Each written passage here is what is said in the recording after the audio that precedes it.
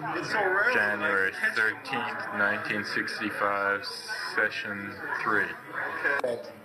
At the end of last meeting, one of the students asked me, raised a difficulty, an objection to my critical remarks about Kant.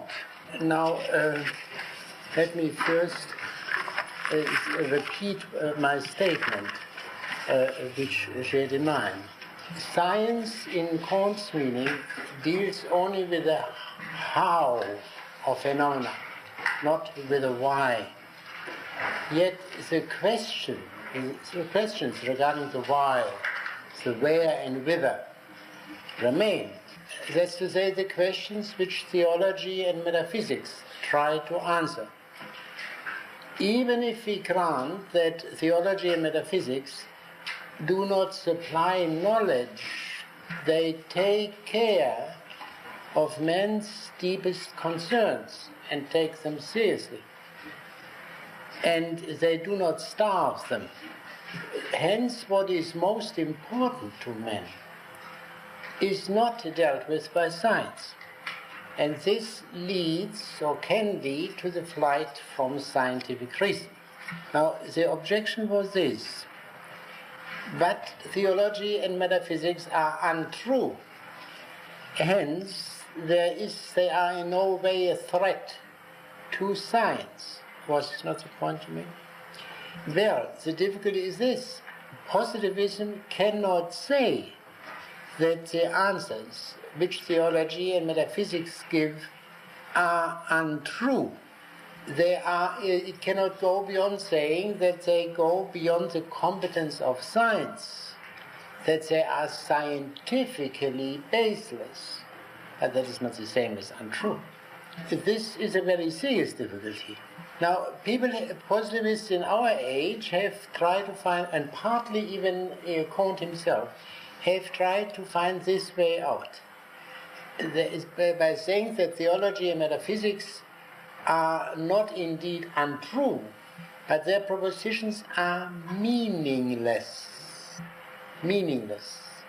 That is in a way worse than untrue. For in order to be meaningful, a proposition must be susceptible of being validated or invalidated by scientific means, which the proposition, for example, God exists, is not. Ultimately, they must be susceptible of being validated or invalidated by sense perception, by observation. But the question arises, is all experience sense experience?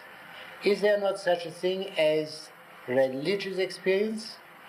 There is a book by William James on the variety of religious experience, which would give you food to think. Some people are, as Max Weber said of himself, quote, religiously unmusical, unquote. But this means, of course, that they are for this very reason incompetent judges, just as an ordinarily unmusical man is a bad judge of music. A religiously unmusical man is a bad judge of religion. So positivism would need a kind of what we can call negative metaphysics in order to take care of theology and metaphysics. But being positivism, it is incapable of developing such a negative metaphysics. There is another point which one must consider. The primary view of the truth, which is still very powerful in Kant, is that truth is the adequation of the intellect and the thing. Adequatio intellectus et re. Or in other words, that knowledge reproduces being as it is. There are certain difficulties here. In the very beginning of the modern development, say in the 17th century, Locke made this distinction already on the basis of Galileo and Descartes between primary and secondary qualities. The primary qualities, extension and impenetrability. The secondary qualities, colors, sounds, and the other sense qualities. And now, and the latter were understood to be only subjective, green, shrill, or whatever we might take. This was generally understood.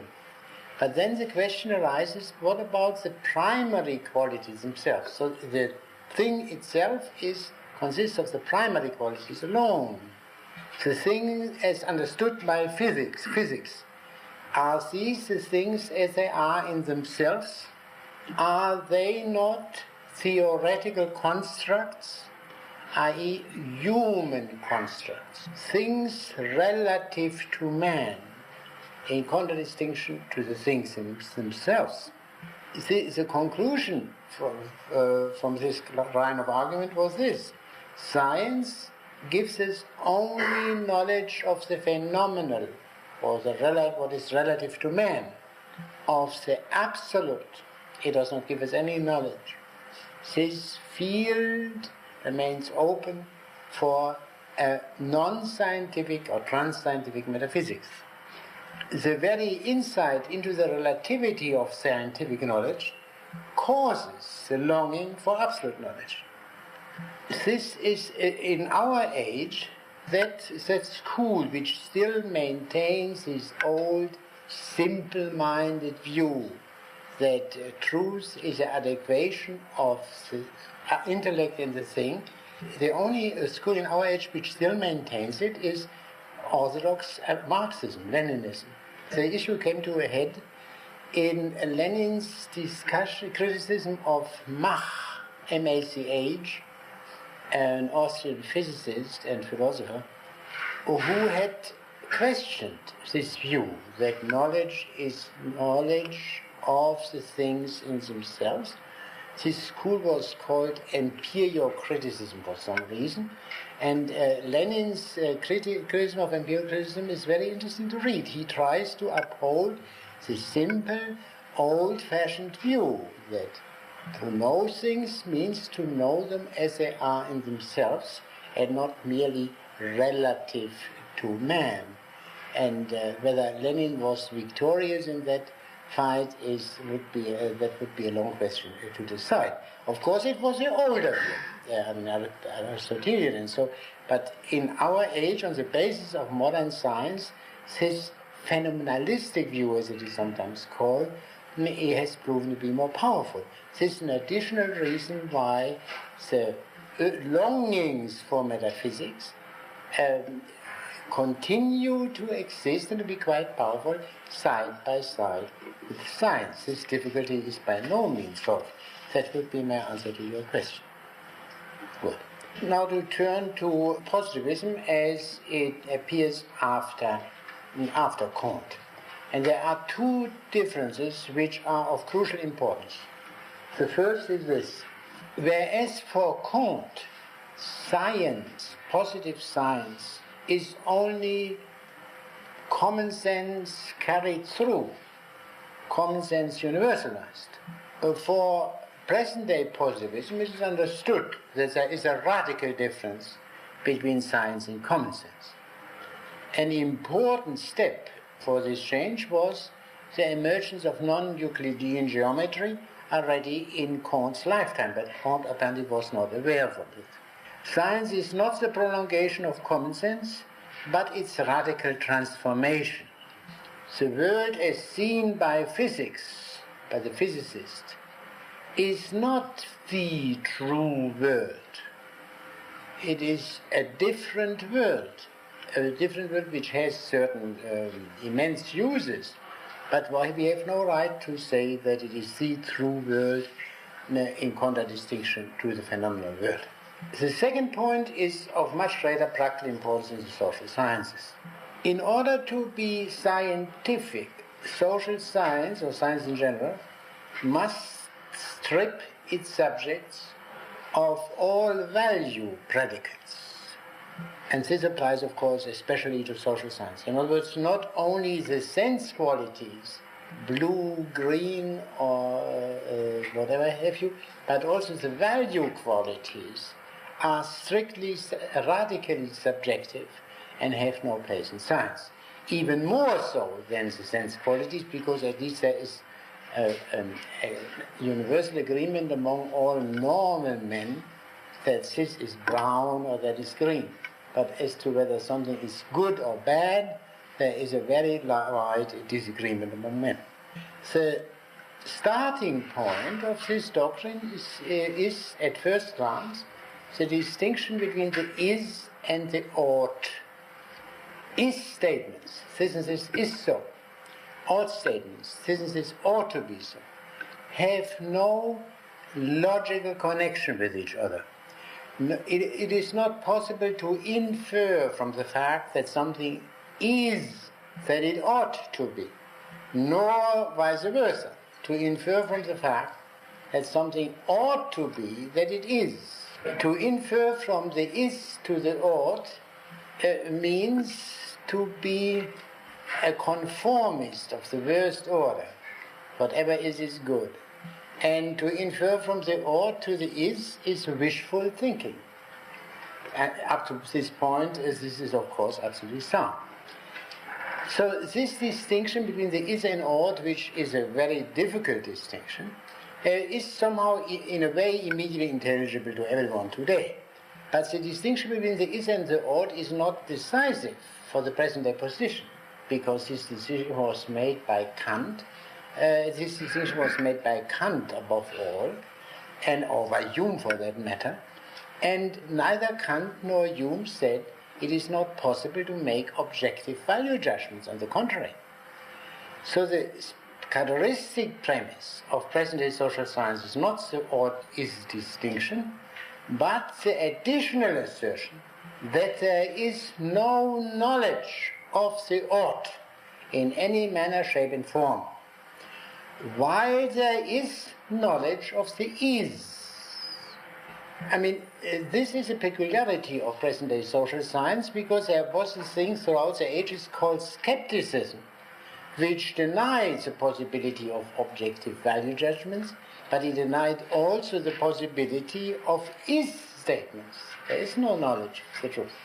Present-day social science is not skeptical at all. It admits the possibility of science, but it denies the possibility of objective value judgments.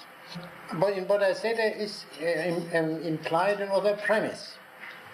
Is ought is the first stage. Now, by the ought, we ordinarily understand some moral things, duties.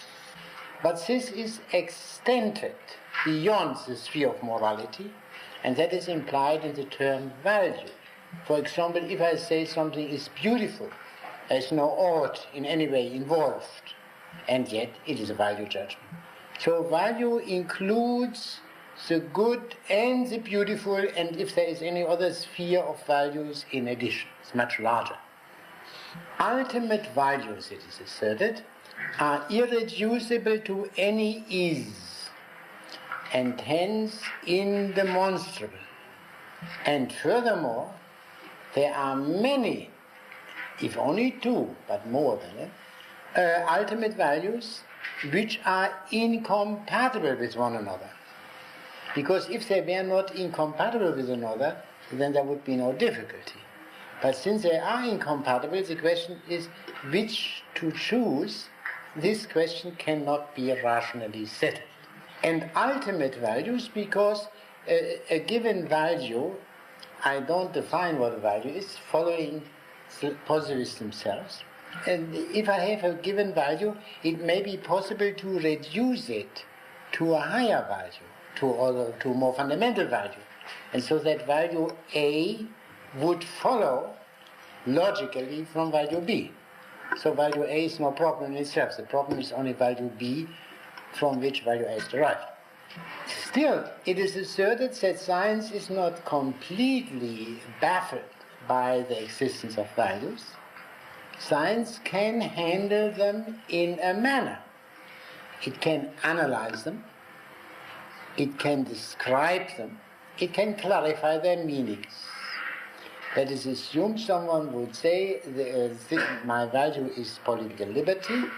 Well, the social scientist can take cognizance of that, and he can explain what this individual understood by political liberty and distinguish it perhaps from other meanings of political liberty, without, however, being able to say which is the superior meaning, or whether political liberty in itself is valuable. This is beyond the competence. Furthermore, social science can do the following thing.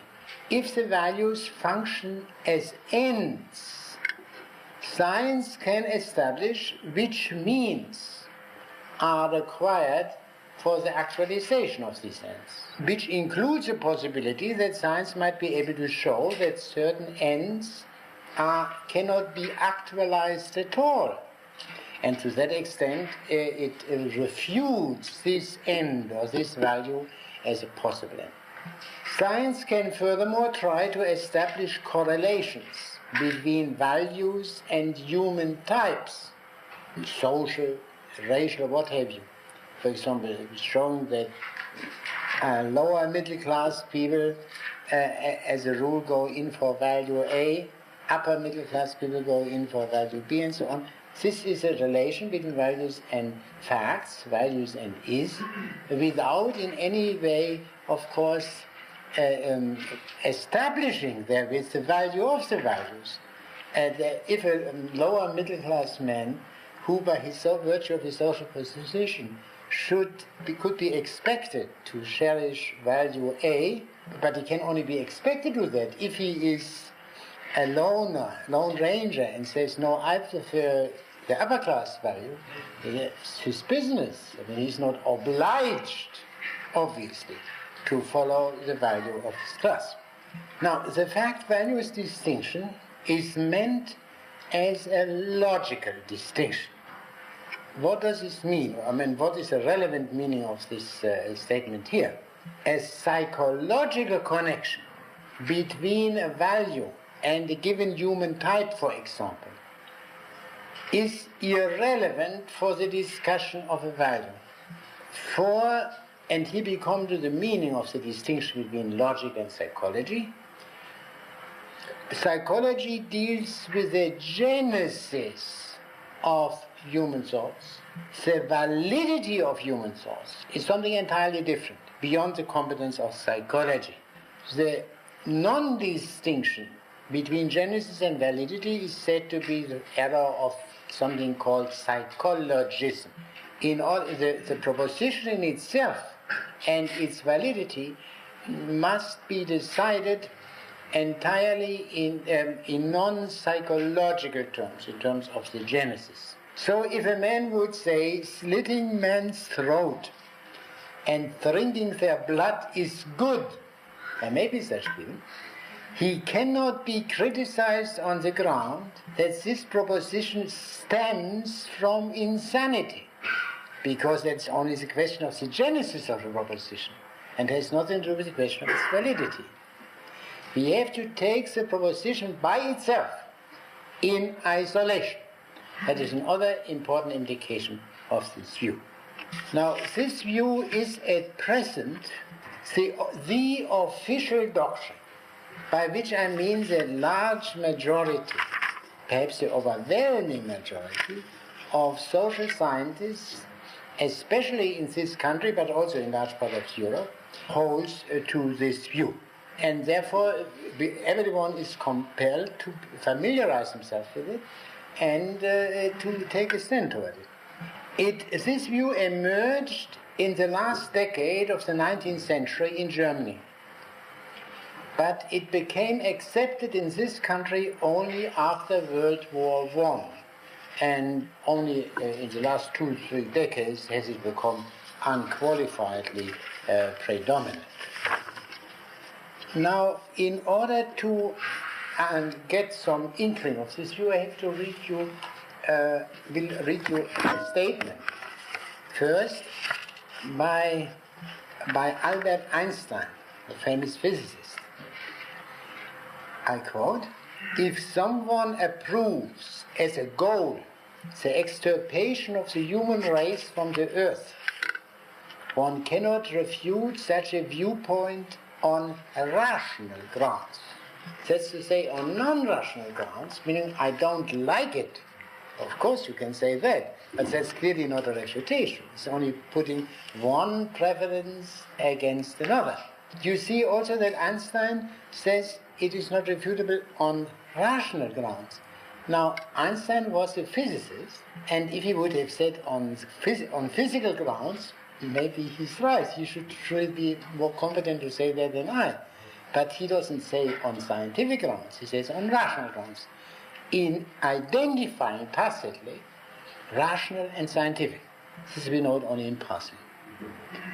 Now let us consider this example perhaps in order to enter into the subject matter. We have heard a different slogan in more recent times, better dead than red, which agrees partly with this view, in relation to the H-bomb which Einstein probably had in mind. But what's the difference between better dead than red and Einstein's proposition? There's a very striking difference from the point of view of rationality. The word better in there, this is a good and a bad line.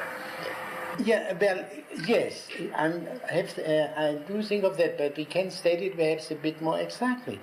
In the second case, a reason is given, whereas the first, Einstein's man doesn't give any reason. He only says, I like the extirpation of the human race. The other man says, no, under certain but I do not want the extirpation of the human race. But I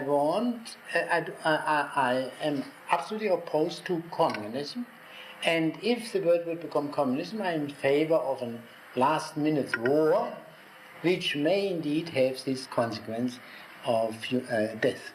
Einstein does not even attempt to give a reason, and he calls this rational.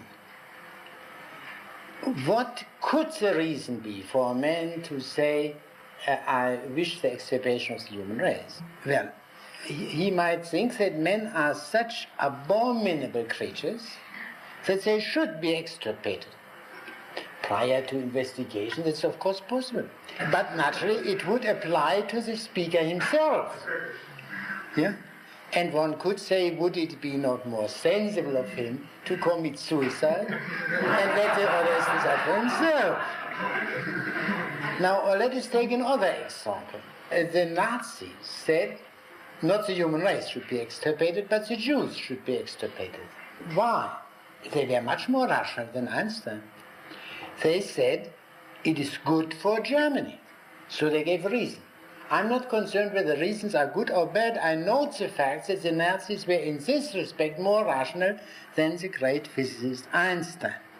They gave a reason. Now what is implied in that? That destroying human beings just for the sake of destroying them, or even destroying anything for destroying them, killing for the sake of killing, there is something for kicks, as some juvenile, I believe, say, there is something savage, inhuman in that. When you read the Iliad and see the manner in which Achilles treats the corpse, mind you, of Hector for a very beastly manner, horror of the poet is quite clearly visible in that. Here we have an example. This is the way in which human feeling goes. Something in us, we do not know what, but something in us, as human beings, disapproves of destruction for destruction's sake, killing for killing's sake. We are perfectly open to the possibility that some killings may be good, but it must be shown why it should be good. Perhaps there is a connection between being a human being and humanity. The etymological connection is known to every one of us, every one of you, because humanus is in Latin is human. Perhaps there is a connection between being a human being and humanity, between being a human being, i.e. is, and the ought, humanity. This only as a very general, as a provisional example. We can also take this into consideration. Why are people empirically opposed, even if they are old and willing to die and tired of life? Why are they generally speaking opposed to the extirpation of the human race without any reason? I believe that this is most people have children and think what is good for old people is not necessarily good for the children. They think of these children. They via their children, these tired men have a stake in the future. And even if they do not have children, they regard themselves as members of societies, say the United States, of which they wish to have a future. This is so. One would have to take this into consideration in order to form a judgment on Einstein's bald thesis. You cannot say anything against it. Now, what is the character of the reasoning we use in discussing such a proposition? We did not inquire regarding absolute values. No reference was made in the statement itself to absolute values. Why should we open this question? An unsupported practical proposal was made. We asked for support, as we would do even if it were a very minor thing, say that we should have reading periods only of 2 weeks instead of 4 weeks. You would say, why?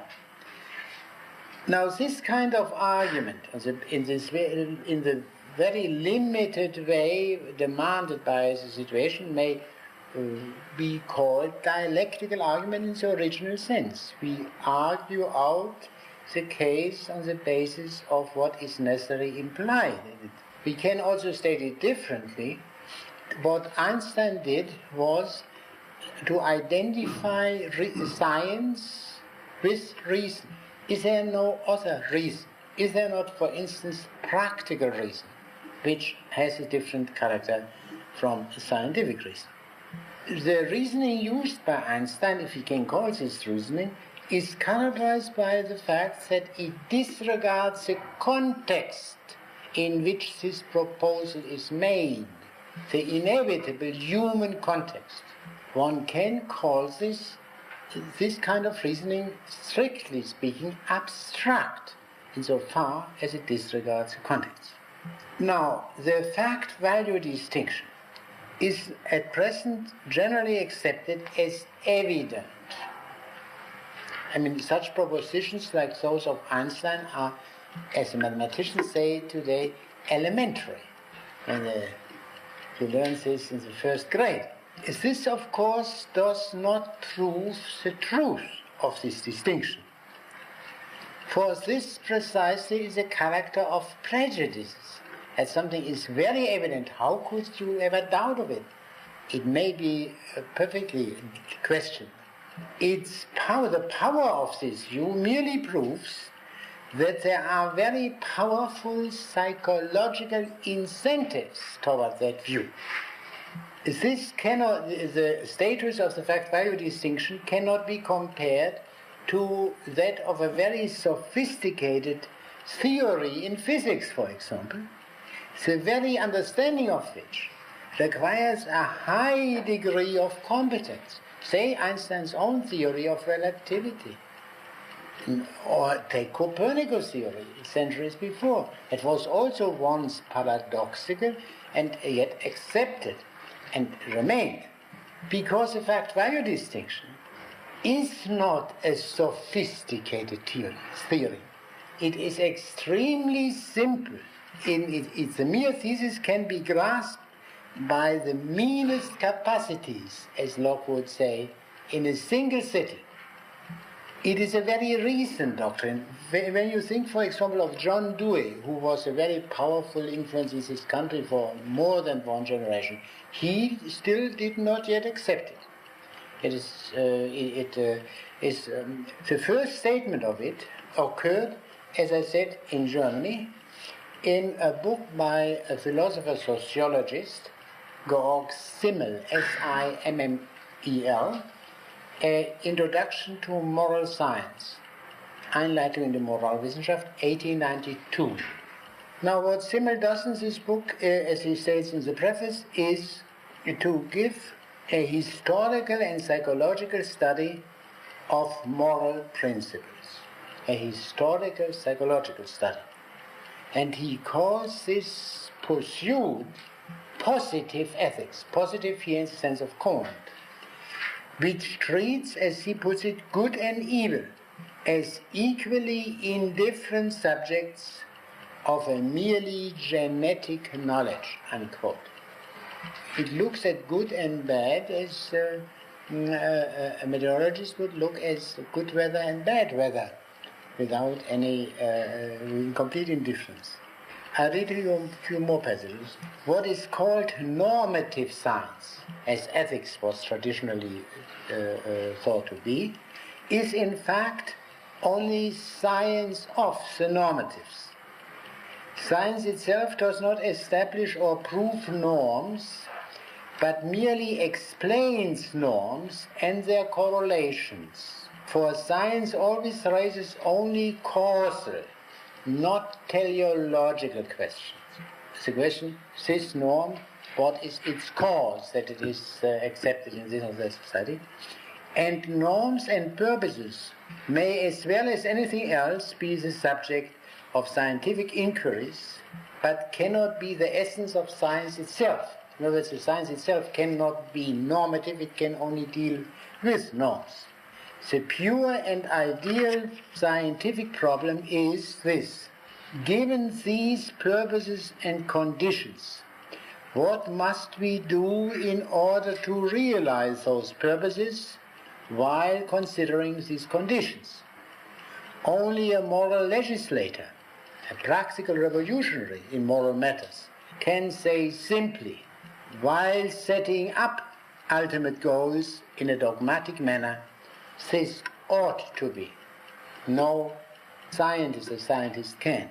For the ultimate setting up of a rule is a fact which silences criticism. I mean, however atrocious that rule may be, it silences criticism. Ethics can set up only hypothetical imperatives in Kant's sense, not categorical ones, unquote. Now, so a categorical imperative is one which says, thou shalt do then that. The Ten Commandments are categorical imperative. The hypothetical imperative is this: if you want to drink this soup, you must use a can opener. Yeah? You must use a can opener is hypothetical. If you want to have that soup in that can. I quote another sentence: value is nothing objective, but arises only in the subjective process of preferring. What I must confess, in my earlier browsings in Simmel's book, I did not become aware of the fact that Simmel truly has this view already perfectly. What prevented me from seeing it was this: here a man makes a complete break with the whole tradition of ethics in all its forms, without any apparent awareness of the immensity, of the enormous character of this change. And this, I believe, is not possible. Take this example. It's one fundamental reason which Simmel gives. Science is causal, not teleological. Now that was an old story since the 17th century. The greatest and most outspoken enemy of all teleology was a man called Spinoza. And what is the title of Spinoza's chief work? Ethics, and normative ethics. So the distinction between causal and teleological thinking cannot possibly be the sufficient reason for this view of a value-free social science. I believe, or I suspect, that no epoch-making change in human thought takes place without awareness of it. In other words, there may be great economic changes, for all I know, which take place without any man being aware of it except after it has happened. But in human thought, I believe that is not possible. Now, how can we understand this great radical change in the character of the study of man, which is represented by Simmel's book, and Simmel's not being aware of the profound character of the change? Now, Simmel was preceded by Nietzsche. Nietzsche, who died for practically 4 years before Simmel's book appeared. And now, Nietzsche regarded Schopenhauer as his teacher. Simmel himself wrote later on a book on Schopenhauer and Nietzsche. Now, Schopenhauer had said that all philosophers agree as to the content of morality. As he phrased it, don't hurt anyone, but as rather try to help everyone as much as you can. This simple, ordinary morality, there is agreement among all thinking men, Schopenhauer thought. The only difference, and that is very great, among the philosophers concerns the ground on which we believe these things to be our duty. Now, this caused Nietzsche's violent reaction. I read to you one statement. It is a correct judgment of scholars that men believed at all times to know what is good and bad, praiseworthy and blameworthy. But it is a prejudice of scholars that we know it now better than any time. In other words, there is no knowledge of good and bad. No knowledge of good and bad. Nietzsche goes beyond that. Ultimately, all so-called knowledge of good and bad is based on acts of evaluation, not necessarily of an individual, of a whole nation or a group and so on. But Nietzsche goes much beyond it. Nietzsche says that ultimately all knowledge, all science rests on such acts of evaluation, is in this sense subjective. Now what Simmel did, we see in the light of Nietzsche more clearly. He made a compromise between Nietzsche's revolution, of which Nietzsche himself was fully aware that it was a revolution, and positivism. In other words, he still accepted the positivistic view of the, let us say, of the objectivity of science, and combined it with Nietzsche's view of the non-objectivity of values. One more point which is important in Simmel, and to some extent even also later, is the issue, the conflict with which Simmel was concerned, was most immediately concerned, was that between an aristocratic ethics, as it partly existed, lingered on in Germany at the time, Prussia, and the socialistic ethics at the other pole. The key point, that appears very clearly from the book as a whole. This conflict between these two kinds of ethics cannot be settled by rational means. Science, social science, has to be neutral between these two kinds of moralities, just as physics is metaphysically neutral between spiritualism and materialism, a neutrality of which I have spoken before. So from this point of view, more recent development in the social sciences seems to continue only the tendency of modern science towards such a neutrality, but a neutrality now extended beyond metaphysics to ethics. Before I turn to a critical consideration of this view, with which I suppose you are all familiar, I would like to find out whether I have made myself clear regarding the character of the thesis of the yes. I wonder if you could go over once more your point that Sewell makes this compromise between Nietzsche and Husserl. Nietzsche's eventual thesis is that at the bottom of all human convictions there are acts of evaluating, of setting up of values. So that, for example, modern physics, theoretical physics itself, rests on such an evaluation, and not, of course, not only because science is based on the acceptance of the value of truth. This you could say of every form of science, but a very specific evaluation which was the problem. Now, Simmel rejected that. He accepted the authoritative character of modern science without any hesitation. But as far as the moral things are concerned, he accepted Nietzsche's view. So it is in a kind of compromise between Nietzsche and the then prevailing view. Yes. When you first mentioned Simmel, you said that you couldn't understand how such a radical break could be made. Yes.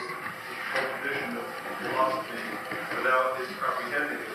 Now, do you think that... Yeah, without his, when you read that, what he says about these matters, and this enormous book of more than 600 pages in 2 volumes, it does not in any way make the impression of being a revolutionary book.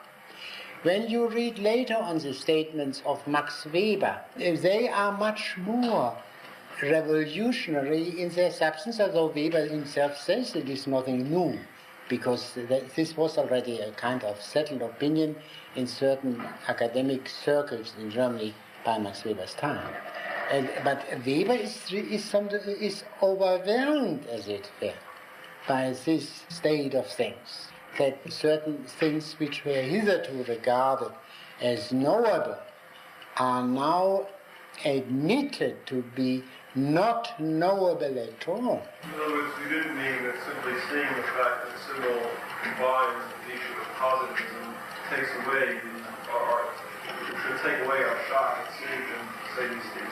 No, there was no pedagogy or soft sell. That is exactly, and I believe it becomes intelligible when one presupposes, as this book appeared in a country which had been hammered for at least a decade by Nietzsche's immoralism. Immoralism is a word which Nietzsche himself used, and which meant, surely this, there is no knowledge of good and evil possible. It meant more than that, but this it also meant. Yes. Could you explain Nietzsche's position a little bit more as to, did he believe that there was knowledge of the good and the bad, that all scholars have been mistaken on this in the past?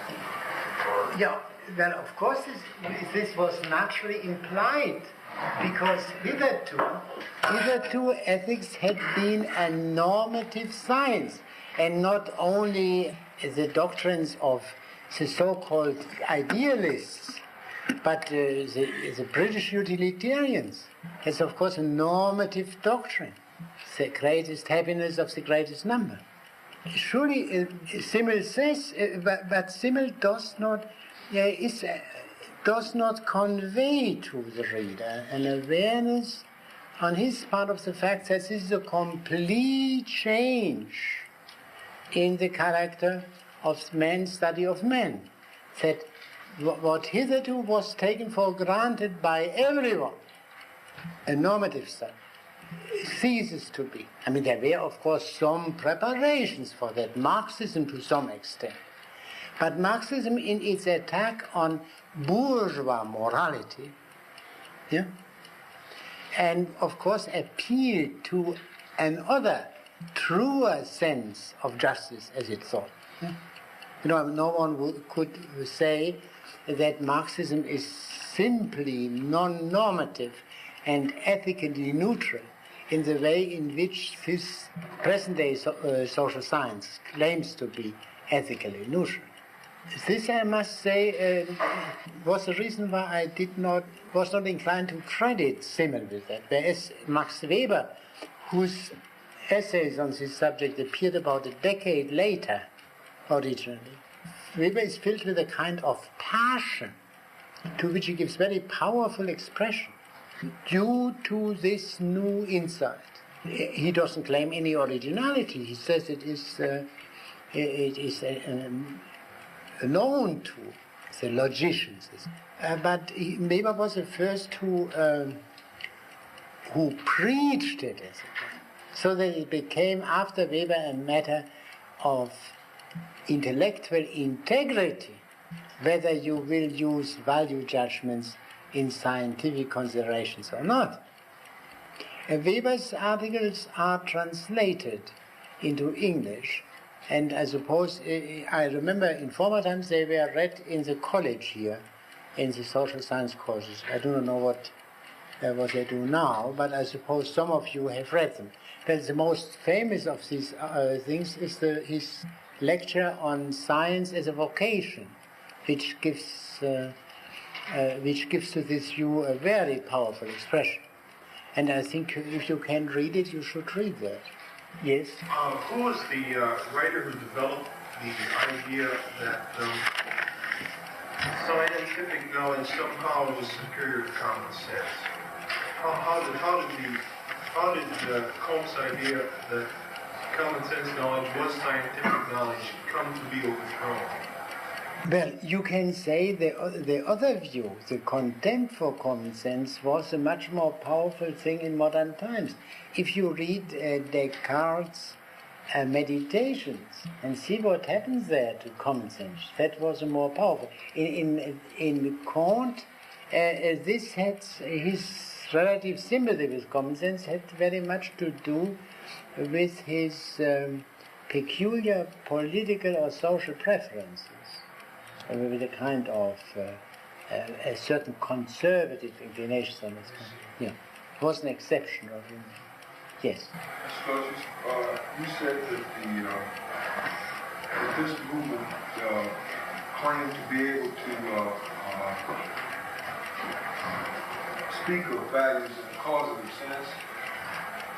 From which discipline or from which area would the necessary universals for causal analysis be supplied? You seem to have rejected psychology as a source.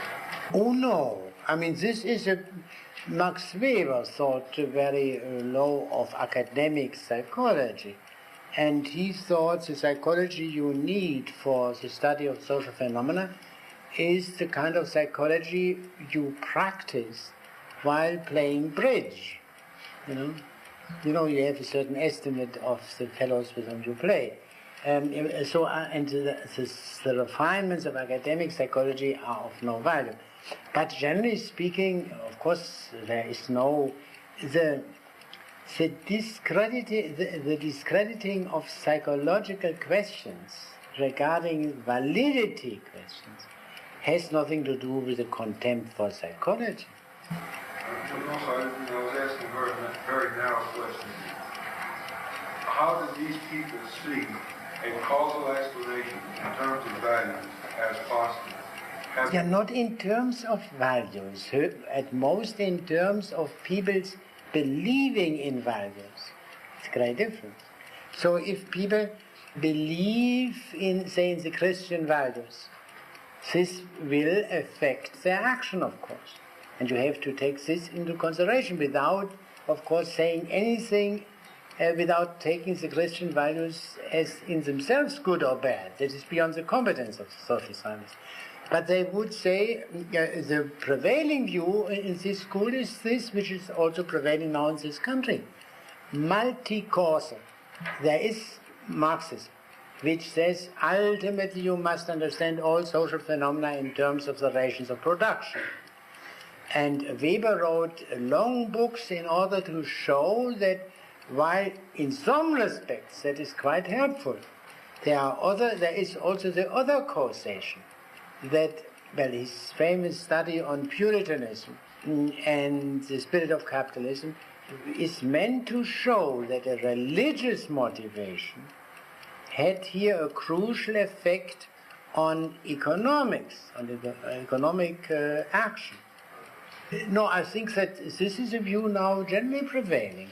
They call it multi-causal. There is no universal rule possible as to what has priority in a given situation. That depends. In a certain situation, one may be able to show that the decisive causation originated in economic things. In other cases, it may have been religious, or maybe due to science, whatever it may be. No further question. This then leaves room open within the social sciences for disagreement on what the cause of a particular act is. Some may want to attribute it to religious feeling, the other to an economic. They would say that's a factual question. And I believe they might very well say, without any getting into trouble on that score, that in given case you cannot find out unambiguously that this or that was a cause. Must leave it open. There is no difficulty in that. But yes, so the key point is only social science gives causal explanations and cannot possibly engage in evaluations. Now let us consider this position critically now. Simmel had spoken of the indifference to good and evil, however good or evil may be understood.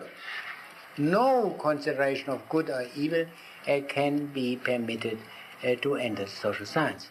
Nothing is intrinsically good and bad, intrinsically high or low, healthy or unhealthy. Any preference is as good as any other, or as bad as any other. Science itself is, of course, that is a natural implication. Science itself is, of course, not intrinsically higher than prostitution.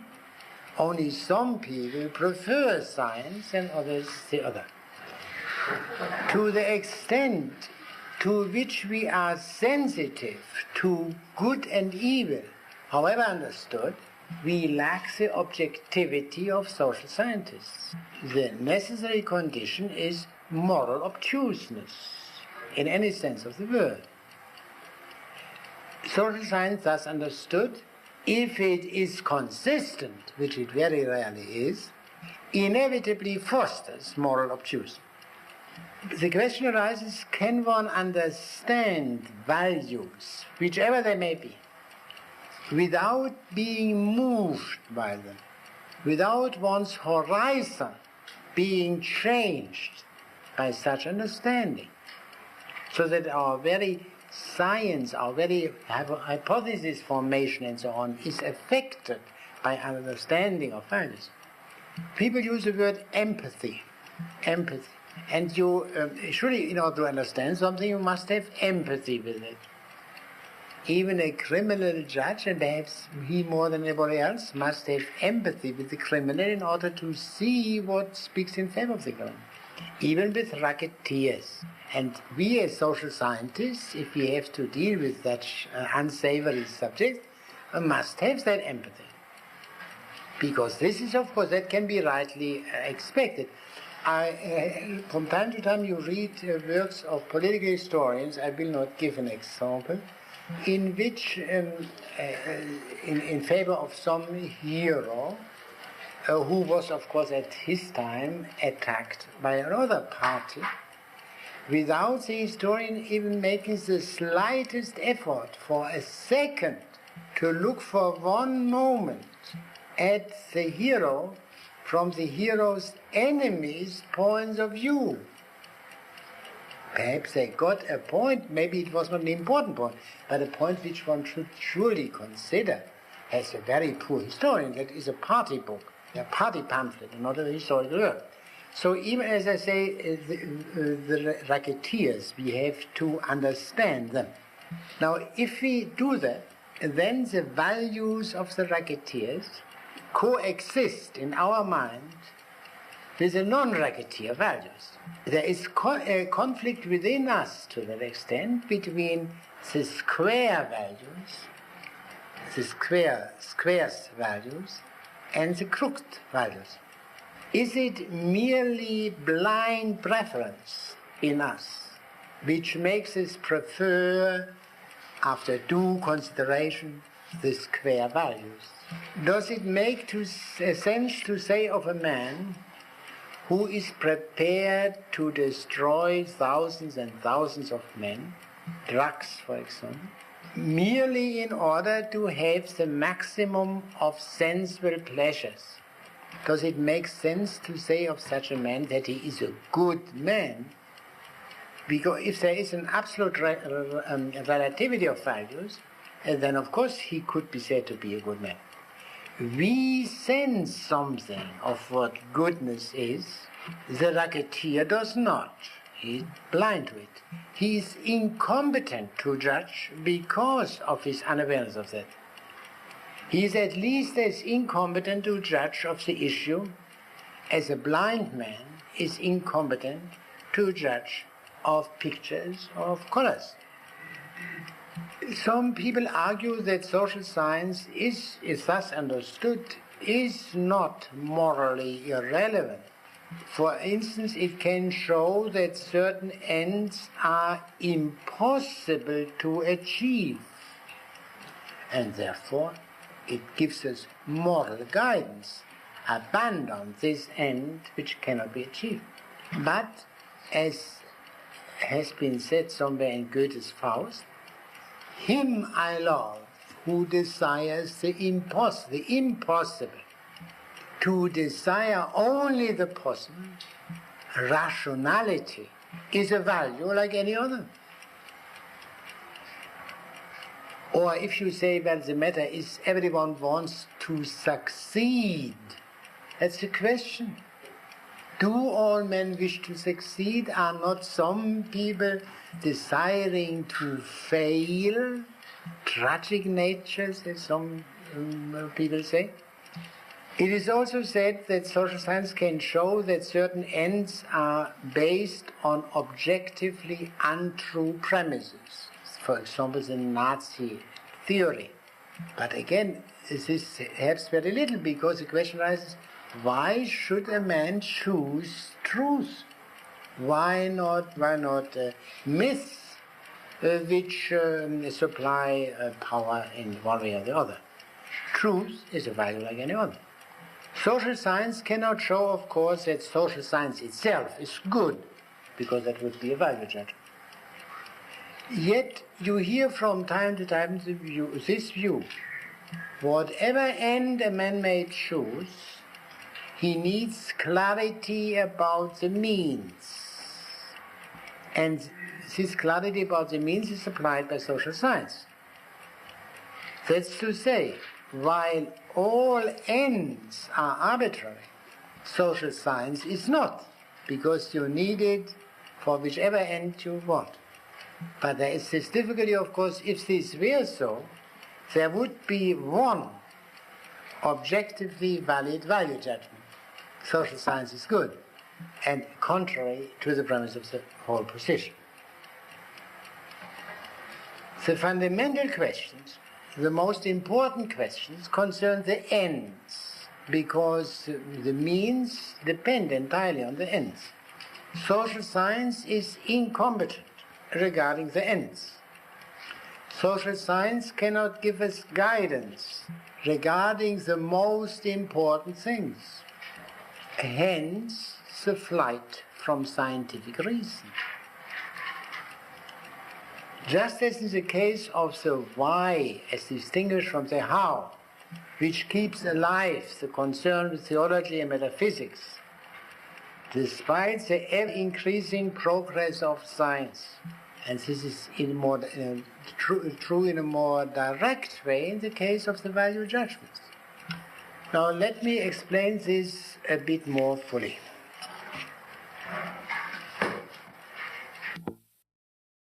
desire which arises in man and for which he is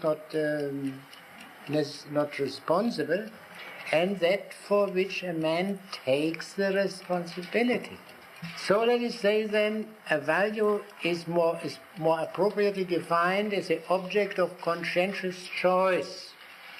Hence the range of values depends on the answer to the factual question of what a value is.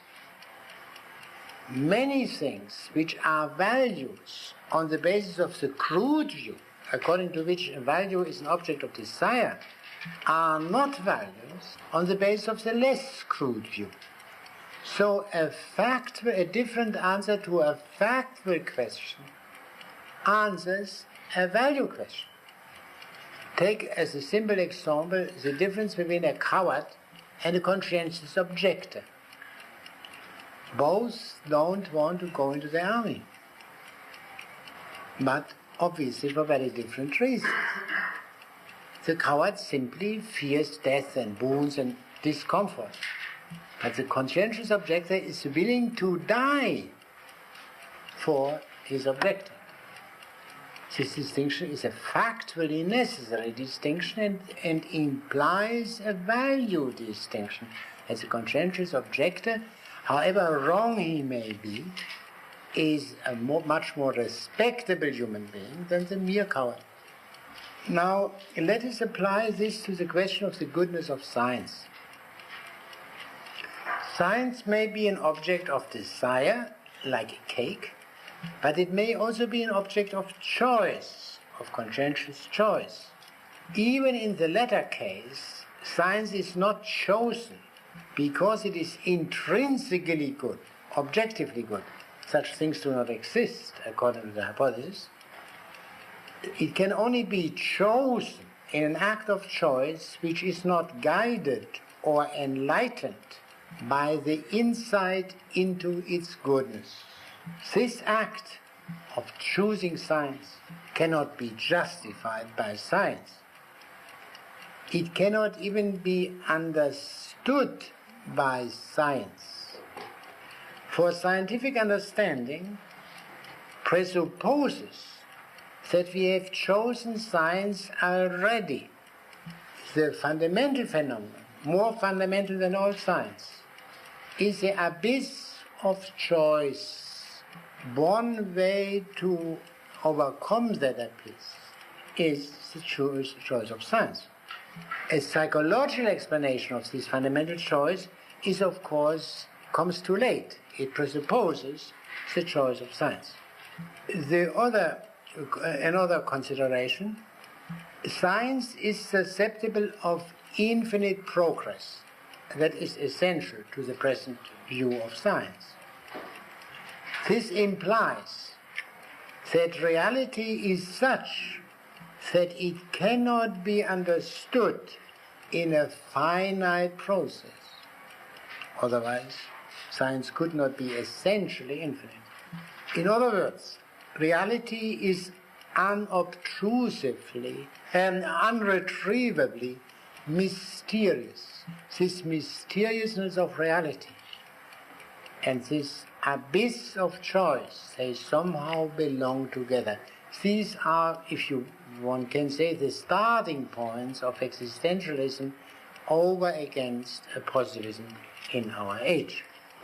Now, it is essential for the claim of present-day social science to be amoral, morally in no way committed. Yet, if we proceed empirically, we observe that most social scientists take a very definite moral position, even political position. That is so. This is a mere coincidence.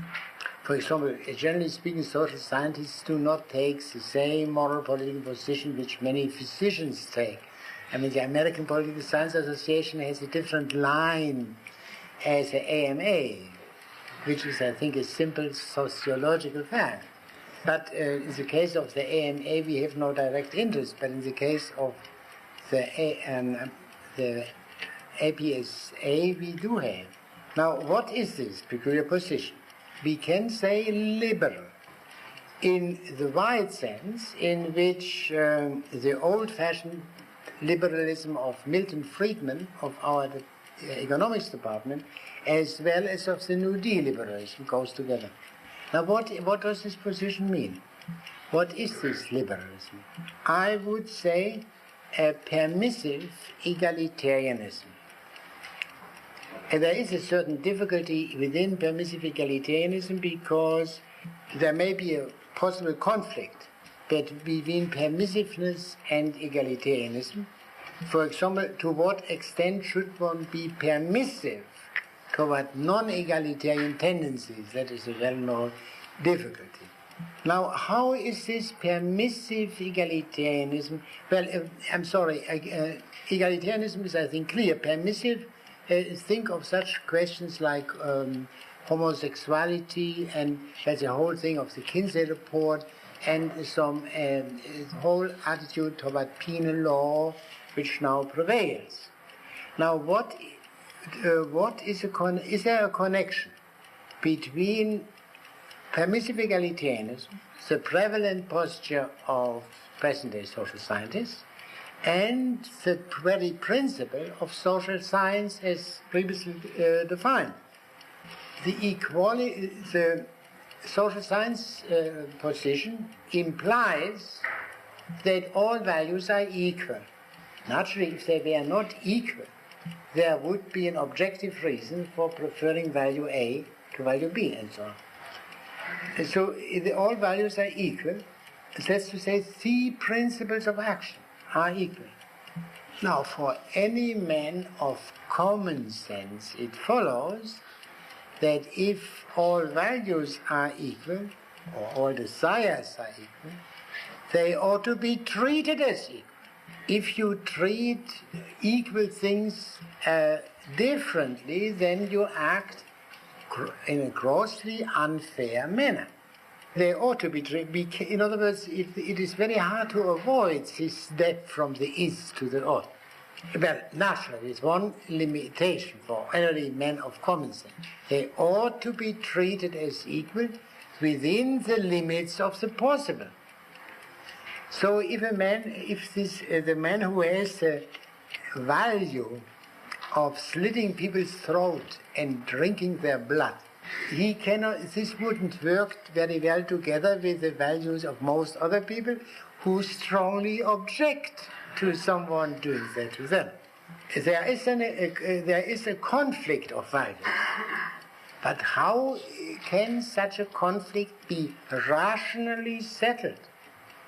Precisely given the equality of everyone around, the only just way of settling the conflict is to let the majority have it.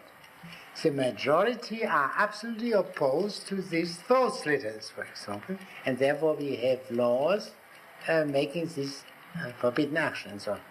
So I think there is a deep connection between the social science, the allegedly strictly logical, methodological teaching regarding the equality of all values, and the substantive morality for which most social scientists today stand up. Now, let us have first an exchange about this subject. The question being the relation, the effect of social science, of value-free social science, on morality and the connection with it. Yes? You said before that there seems to be, or there must be, very strong psychological inducements to believe modern-day positivism. Yes. Is there a comment on what these might be? That is a very long question. What I have in mind fundamentally is that this social science, as it exists now, is the heir of a long tradition which was still normative. Think utilitarianism. Yeah? Was still, and by virtue of this heritage, of this tradition, the inclinations are in a certain direction. I said many years ago already, scratch a present-day American relativist, as they call them, and you will find the utilitarian. This is a proverb, scratch the Russian, and you will find the Tatar. Grattez les Russes et vous verrez le Tartare. And in this sense, take off a thin varnish of this methodological doctrine, and you will find a simple, straightforward utilitarian. Naturally, the one reason why especially Max Weber, and to some extent also Simmel, developed their doctrine was their insight into the grave difficulties in which utilitarianism became entangled, and wholly independently of the socialism question. You know, it's a very great difficulty to define what does the greatest happiness of the greatest number mean, also, although in a crude way, what Bentham and his successor meant was clear. Better food, better housing, better health, care for health of the large mass of the population, and that in this respect nothing has changed. And as this I've thought of that. Yes? Let's suppose that we are social scientists who are asked to join the next administration. And, which the next... Oh, I see. You are very exact. You are very exact. All right. And we are called in to counsel the governor or the president or what have you. And he's not going to ask us what would be good policy. He's going to say, what do the people want? So the point being that it strikes me that as a theoretical objection, your objection to modern social science is valid, but it's a little practical consequence, because the agency which decides what values should be the public values are not philosopher kings, but are the sentiments of the people. No, that is as it should be in a democracy, but it is not quite so simple. There are that may be true most of the time, but what is true most of the time may not be true in the most important cases. Some of you may remember what happened in 1945, when President Truman, in accordance with the sentiment of probably 99.9% of the American people, demobilized the American forces in Europe. The boys must come home. The consequence was that the boys had to go again back to Europe a few years later. In other words, one could say precisely in a democracy is a duty of the government to look somewhat further ahead than the average citizen does. And if I'm not mistaken, that was the underlying idea of representative democracy, i.e. that the people do not govern themselves, but governed by men supposed to be more far-seeing than the people at large. This I would say. Now, in addition, practical political questions are of such an immense complexity that most of them would be in themselves indifferent to the theoretical or moral position a man takes. Become truly merely a technical question in this manner. But still, at one point or another, and we can never tell in advance at which point, question of principles will arise. Yes? Earlier, one of your criticisms of the social scientists is taking a perfectly objective view as far as the criminal and the non-criminal. Say that the criminal is as blind to moral things as the sightless person is to beauty and paintings. I was just wondering how far you would take this analogy, whether you would be willing to, or whether you want to imply that moral values perception in the same way that colors and paintings are? Or they obviously cannot be objects of sense perception. But there could conceivably be another kind of perception. When you speak of a perceptive man, I mean, someone senses, in a way, when someone makes a tactless remark, does it not happen? And he is, in a way, he senses it in a way as strongly, although it is very hard to say how this sensing takes place, then one senses a color or a sound. Does this fact not exist? I mean, have you never seen people either expressing sentiments which impressed you as very noble, or other expressing sentiments which are very base? And you sense that nobility on the one hand and the baseness on the other. I mean, the analysis of what this sensing means is very difficult. But nevertheless, there is a kind of direct awareness which we have, and which surely we would not have if we did not have a certain upbringing, so that a baby or a very young child might not have it at all. Yes? Certainly for most people, we'd say that if you didn't see that a certain sort of action would hurt another person, or if not if you didn't see it, but if you saw that it would hurt another person and say, so what, we would call it morally blind or something like this.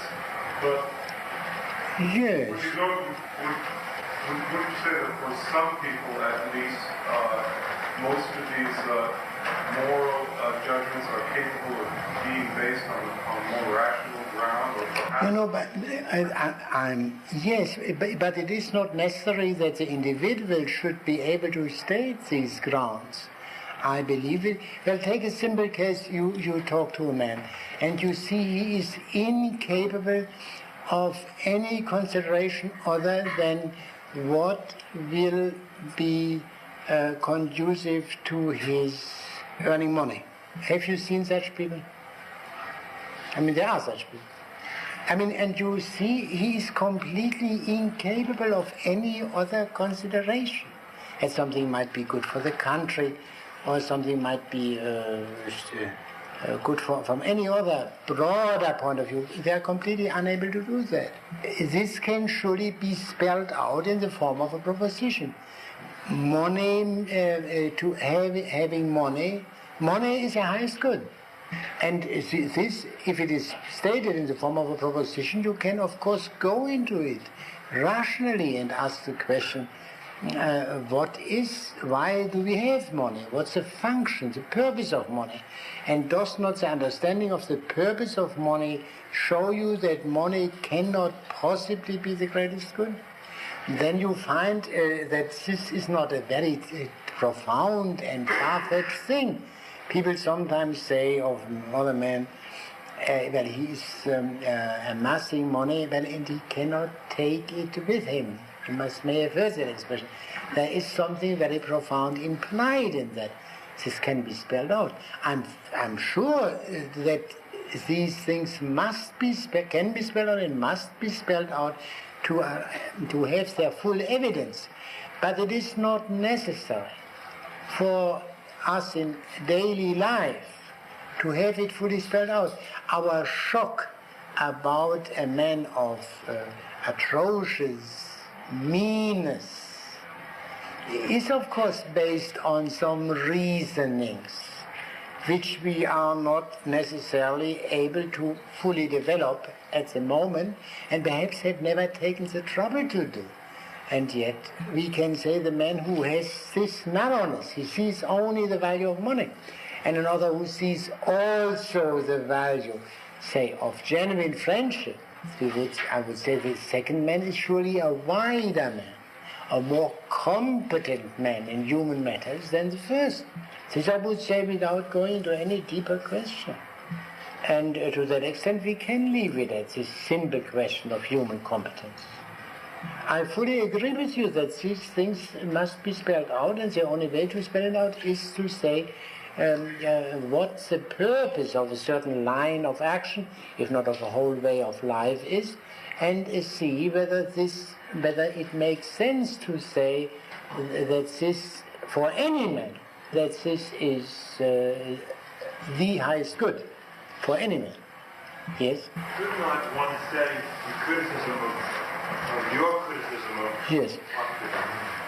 that just like an inarticulate police chief who can't explain penal theory very well but can run a very good department, these modern day positivists are not very deep, articulate, and can be easily destroyed. What they produce under that seeming theory is significant.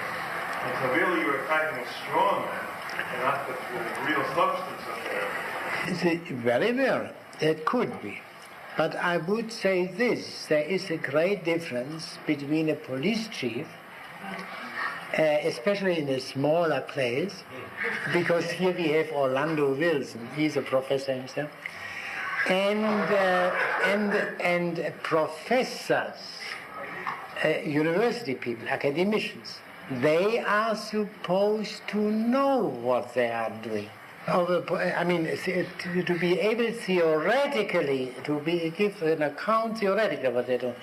A police chief may be excellent, he may have an unfailing smell of who is a crook and who is not. And he may be wholly unable to give an account of that, and that's very good, because no defendant will be punished on the police chief's merely saying so. It must be proved, naturally. And therefore it is immensely helpful if you have men with such a wonderful instinct. But in science, in all rational pursuits, these kind of instincts are not sufficient. And in addition, it is truly a question whether the political views generally favored by the general run of political scientists, of this kind of political scientists, are good. That is a question. Well, to your first point, one answer, well, that happens to be a characteristic of American people, that they're not very theoretical, and political scientists are American people, as the Tocqueville describes them. So they have that defect, but that's the price of a liberal democracy. But on the second point... there is something, I mean, this I could say, if they did not raise claims as theoreticians, I would entirely agree with you. As they raise this claim. I don't see which ones you're referring to, but the ones I had, you should never raise that point. It was worth studying in the first place. Of course, it would be very indelicate to mention names. I think that. But let us take a man who is, I believe, now regarded as the greatest and most influential American political scientist, as Harold Laswell, and he surely raises a claim to be a theorist, and he has said these things more than once. I mean, that otherwise it would be. We are still even. I mean, this doctrine exists and is powerful, represented by a whole literature in all kinds of books, pamphlets, courses, and must therefore be faced. And even if it were, that must be done. Now. So once you face it, even if you've won that, you still have to deal with their work, with their production, with their publications, as yeah, but the question is still, then the question is, no, I believe it is not so negligible, because this would, I believe, also show in the so-called empirical studies which they make. Because surely because the question of what is, I mean, the value of an empirical study does not depend entirely on whether it is exactly done, according to all prescriptions of scientific logic. It depends also on the relevance of the study. This depends on the values. Well, take a look at the great advance we have since Sigmund Freud's day. Just one example, curing of people who are mentally bringing back the confidence, people who are mentally incompetent for various... Yeah, that is an infinite question to which I cannot go, because the question arises immediately, are not these kinds of incompetences a product of the same society which produced Freud? This raises the question. I mean, whether the incompetences which existed 100 years ago, could they have been taken care of adequately by Freud? That is a moot question. That's a long question. We cannot take this for granted. And one could also say some other things about that.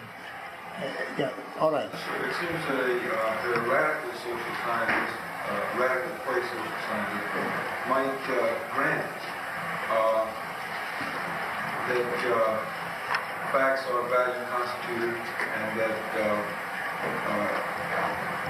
selection of his material proceeds from a more or less from a bias, from an evaluative bias of some kind. And I'm asking you, is your criticism directed more to their effects in practical, everyday political life, or to their methodology? No, well, one surely cannot disregard what the implications of that doctrine, if it is taken seriously.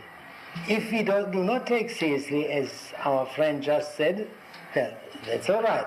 But we must reckon with the possibility that it is taken seriously, which the social moral effect is. But as for the question which you raise, that is complicated. I mean, what is generally admitted by the many working these things is this, that the distinction between relevance and irrelevance presupposes values. Yeah, I mean, what is important and unimportant, what's relevant and irrelevant, presupposes values. But so if a man writes a study on this particular subject rather than on that, an empirical study, there is a value involved.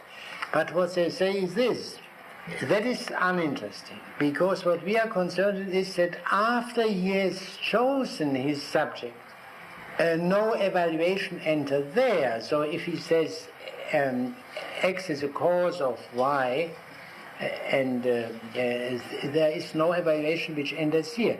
The difficulty is rather this, whether there are not certain subjects which are constituted, scholarly subjects, which are constituted by value judgments and which do not make sense without them. Now, for example, this example, which I take also from Max Weber.